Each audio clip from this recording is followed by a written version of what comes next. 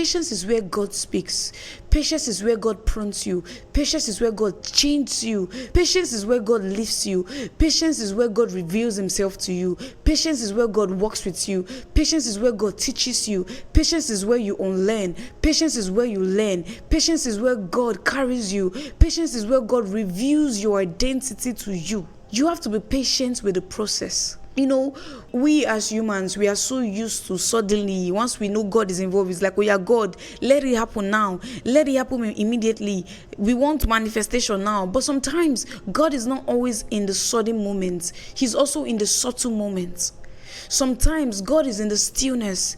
Sometimes God is, he just wants you to surrender. He just wants you to be calm, to wait on him. Sometimes God just wants us to wait. It's not just all about being, trying to do everything now, No. Apostle Selma always says that speed without direction will lead to destruction. What's the benefit of speed when you don't know where you're going? There is a way that seemeth right unto a man. The end is destruction. So why not just be patient and wait on God? Why not be patient and wait on God to show you to you, to show you who you are and whose you are? Shout out to Pastor Paul. Patience is where God shows you who you are.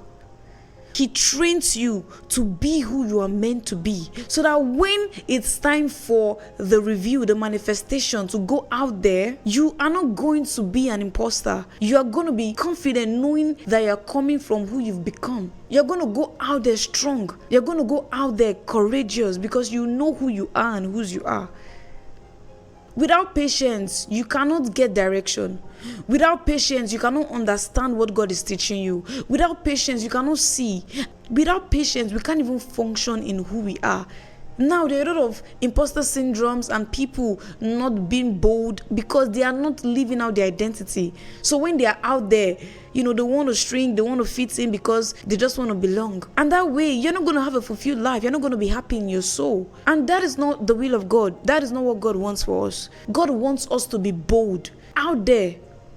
And the only way to be bold is if you have faith in who God has said you are, who you are becoming, and you are patient to receive the blueprints for your identity.